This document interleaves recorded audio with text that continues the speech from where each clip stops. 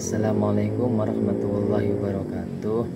Baiklah, perkenalkan nama saya Muhammad Rihan Al-Ghifari dari kelas PAIF, ingin menjawab pertanyaan daripada UTS perkembangan kurikulum dengan NIM belakang 23121087. Baiklah, pertanyaan yang pertama, Hamid Hasan mengklarifikasi kurikulum menjadi 4 dimensi, yaitu kurikulum sebagai suatu ide, kurikulum sebagai suatu rencana tertulis, kurikulum sebagai suatu kegiatan, dan kurikulum sebagai suatu hasil. Pertanyaannya, jelaskan 4 dimensi kurikulum tersebut beserta contohnya. Nah, yang pertama, ada yang namanya kurikulum sebagai suatu ide, yaitu dimensi ini mencerminkan tahap konseptual awal dari kurikulum yang berisi landasan filosofis dan teoritis yang mendasari pengembangan kurikulum. Landasan filosofis mencakup pandangan tentang tujuan pendidikan dan nilai-nilai yang ingin dicapai, sementara landasan teoritis melibatkan teori-teori belajar dan model desain kurikulum yang digunakan. Contohnya, pemerintah Indonesia mengadopsi pendekatan pembelajaran berbasis kompetensi dalam kurikulum 2013 tahun ke-13 yang menekankan pada pengembangan sikap, pengetahuan, dan keterampilan siswa secara holistik. Ide ini bertujuan untuk membentuk peserta didik yang berkarakter mandiri dan mampu bersaing di era global. Yang kedua, ada yang namanya kurikulum sebagai suatu rencana tertulis, yaitu setelah tahap ide, kurikulum diwujudkan dalam bentuk dokumen tertulis yang merinci tujuan, materi pembelajaran, kegiatan belajar, alat bantu, dan evaluasi. Contohnya, dokumen kurikulum 2013 mencakup kompetensi inti dan kompetensi dasar untuk setiap mata pelajaran dan jenjang pendidikan. Kelas 4, salah satu KD adalah mengidentifikasi informasi dalam teks deskripsi tentang objek, tempat wisata, tokoh, dan sebagainya yang dibaca ataupun didengar. Yang ketiga, ada yang namanya kurikulum sebagai suatu kegiatan ataupun implementasi. Dimensi ini mengacu pada pelaksanaan nyata dari kurikulum di lingkungan pendidikan. Proses ini melibatkan interaksi antara guru dan siswa dalam kegiatan belajar mengajar serta penggunaan sumber daya dan metode pembelajaran yang telah direncanakan. Contohnya, seorang guru IPA kelas 4 melaksanakan praktikum tentang fotosintesis dengan menggunakan alat dan bahan sederhana. Siswa diajak untuk mengamati proses fotosintesis pada tanaman air dan mencatat hasil pengamatannya. Kegiatan ini merupakan implementasi dari KD yang telah diterapkan dalam kurikulum. Yang terakhir, ada yang namanya dimensi terakhir, menilai sejauh mana tujuan kurikulum telah tercapai melalui evaluasi hasil belajar siswa.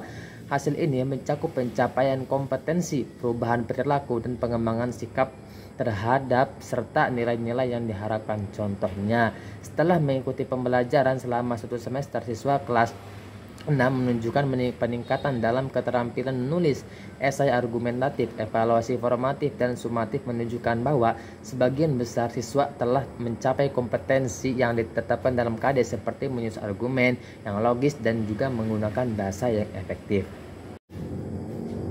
Baiklah, selanjutnya nomor 2, yaitu ada pertanyaannya, ada 5 istilah dalam pengembangan kurikulum. Sebutkan 5 istilah tersebut dan jelaskan apa yang dimaksud dengan evaluasi kurikulum sebagai sebuah istilah dalam pengembangan kurikulum, dan berikan contoh jawaban. Yang pertama, ada perencanaan kurikulum, yaitu proses menentukan tujuan pendidikan, materi, metode, dan evaluasi sebelum kurikulum dilaksanakan. Contohnya, pemerintah Indonesia melalui Kemendikbudristek merancang kurikulum merdeka. Pada tahap perencanaan, mereka menetapkan prinsip-prinsip utama seperti student-centered learning, penguatan karakter Pancasila, dan pengembangan keterampilan abad ke-21. Yang kedua, pengembangan kurikulum mengubah atau menyusun perangkat kurikulum secara rinci seperti menentukan tahap pembelajaran, modul, dan asesmen. Contohnya, guru-guru SD membuat modul ajar berbasis proyek, membuat RPP, dan lain sebagainya. Yang ketiga, ada implementasi kurikulum, yaitu pelaksanaan kurikulum di lapangan meliputi proses belajar mengajar antara guru dan murid. Contohnya, guru SMA menerapkan pendekatan berbasis proyek dalam mata pelajaran biologi, dan siswa diminta untuk membuat penelitian sederhana tentang daur ulang sampah organik di lingkungan sekolah tersebut. Yang keempat, ada yang namanya evaluasi kurikulum. Definisinya yaitu menilai keberhasilan atau kegagalan kurikulum berdasarkan tujuan yang telah dirancang. Contohnya, setelah 1 tahun menggunakan kurikulum merdeka, Dinas Pendidikan Daerah melakukan evaluasi melalui tes pencapaian hasil belajar siswa. Wawancara dengan guru dan survei kepuasan orang tua murid mereka menemukan bahwa siswa lebih aktif berdiskusi, tetapi kemampuan literasi baca perlu ditingkatkan lagi. Yang kelima, ada revisi kurikulum, yaitu melakukan perubahan atau penyempurnaan terhadap kurikulum yang sedang berlaku berdasarkan hasil evaluasi. Contohnya, Kementerian Pendidikan mengubah struktur mata pelajaran di jenjang SMP dalam kurikulum 2013. Revisi mata pelajaran prakarya dan kewirausahaan mendapatkan jam tambahan karena kebutuhan akan literasi keuangan meningkat. Baiklah, selanjutnya pertanyaan nomor 3. Pertanyaan di sini yaitu kurikulum mempunyai kedudukan yang sentral dalam dunia pendidikan. Oleh karena itu, dalam melakukan pengembangan kurikulum perlu adanya asas-asas atau landasan yang kokoh dan melalui penelitian serta pemikiran yang seksama. Nasution mengemukakan 4 asas-asas pengembangan kurikulum. Salah satu asas yang dikemukakan oleh Nasution adalah asas sosiologis.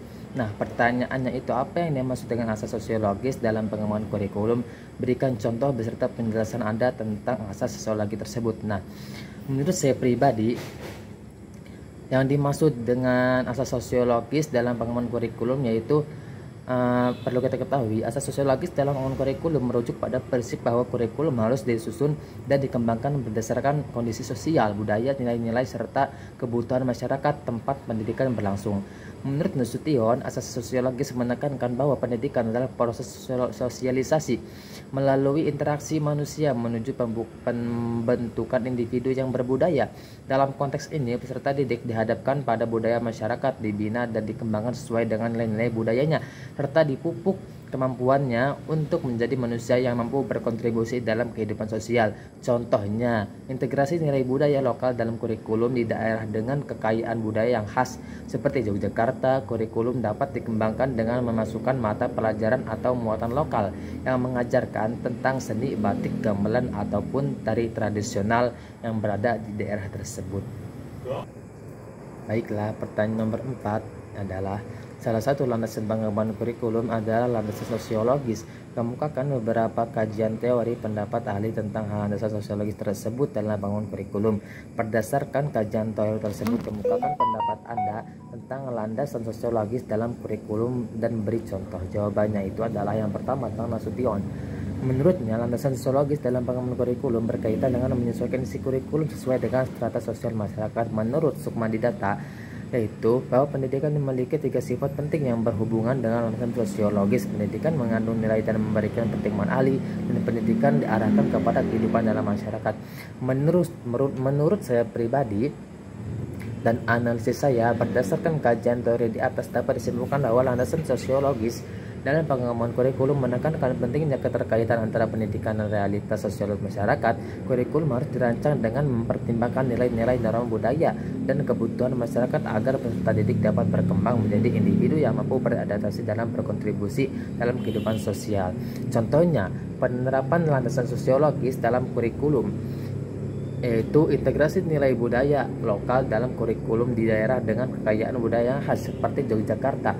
Kurikulum dapat dikembangkan dengan memasukkan mata pelajaran atau muatan lokal yang mengajarkan tentang seni batik, gamelan, ataupun tradisional. Hal ini bertujuan untuk melestarikan budaya lokal dan menanamkan rasa bangga serta identitas budaya kepada peserta didik tersebut. Selanjutnya, pertanyaan nomor 5 adalah prinsip-prinsip pengembangan kurikulum merupakan berbagai hal yang harus dijadikan patokan dalam menentukan berbagai hal yang terkait dengan pengembangan kurikulum yang merupakan ciri dari hakikat kurikulum.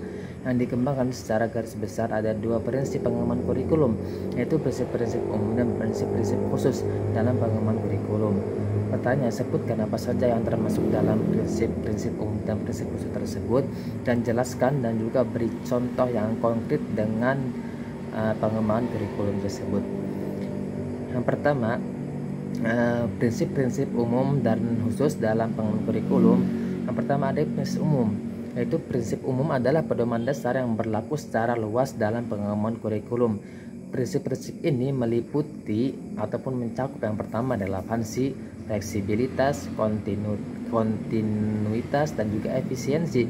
Yang selanjutnya ada prinsip khusus, yaitu pedoman yang lebih spesifik dan teknis. dalam pengembangan kurikulum meliputi penentuan tujuan pendidikan, pemilihan isi kurikulum, pengalaman belajar, media dan sumber belajar, dan juga evaluasi.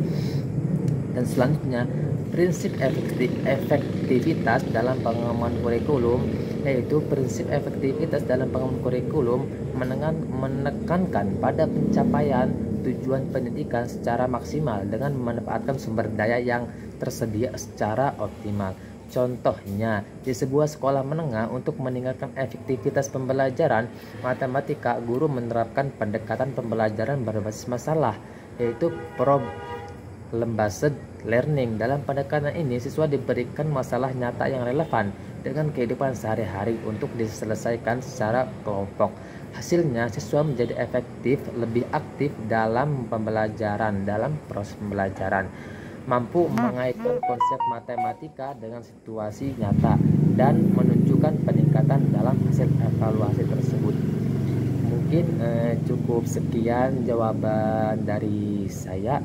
Kurang lebihnya mohon maaf apabila ada kata-kata ataupun jawaban ataupun kalimat-kalimat yang salah, mohon dimaafkan.